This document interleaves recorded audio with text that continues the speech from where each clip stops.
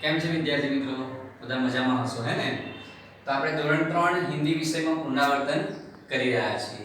તમે બધા અસાઇનમેન્ટ લઈ ગયા છો તો એ આધારે આપણે પુનરાવર્તન ચાલુ રાખીએ. વિદ્યાર્થી મિત્રો અહીંયા જુઓ, એક છે કે વારના ખૂટતા નામ લખો. અહીંયા વારના નામ લખેલા છે, એમાં વચ્ચે વચ્ચે ખાલી જગ્યા આપેલી છે, તો એમાં ખૂટતા વારના નામ લખવાના છે. તો ચાલો સૌથી પહેલા જોઈએ. અહીંયા સોમવાર આપેલો છે, મંગળવાર, ત્યાર પછી શું આવશે? सोमवार, मंगलवार, उसके बाद बुधवार, फिर गुरुवार, પછી શું આપ્યું છે? ગુરુવાર. પછી અહીંયા ખાલી જગ્યા આપી છે. ગુરુવાર પછી કયો વાર આવશે? તો શુક્રવાર, શનિવાર અને રવિવાર. તો થઈ ગયા 7 વાર.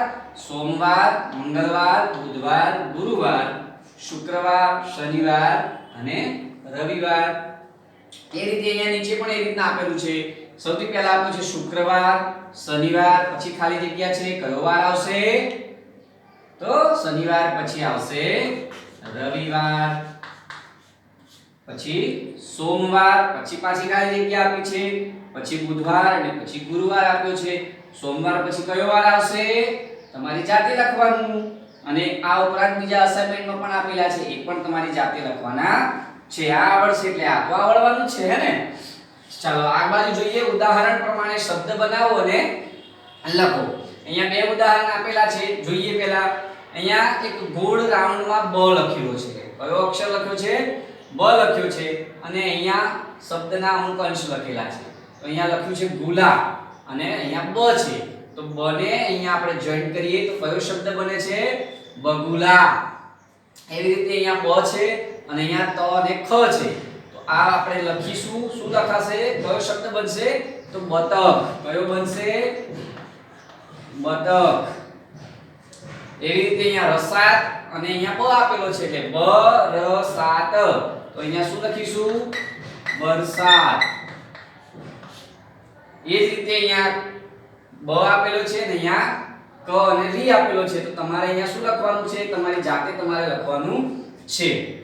અહીંયા જોઈએ હવે. અહીંયા કછુ, મછુ, બટુ અને મહુ, આ ચાર શબ્દના અંશો આપેલા છે અને અહીંયા ગોળમાં આ આપેલો છે. તો અહીંયા ઉદાહરણ આપેલું છે કછુ પછી આ, તો કછુઆ. કયો શબ્દ બન્યો? કછુઆ. એવી રીતે મછુ અને આ, તો મછુઆ. તો અહીંયા લખવાનો મછુઆ. તો એવી જ રીતે તમારે આ બટુ અને આ ભેગા કરીને લખવાનો છે. મહુ અને આને તમારે જોઈન્ટ કરીને અહીંયા લખવાનો છે. કયા શબ્દો બનશે એ લખી અને આનો ફોટો પાડી અસાઇનમેન્ટમાંથી લખી અને આનો ફોટો પાડી અને સોમવારે મને સવારે 8 વાગે તમારે મોકલવાનું છે.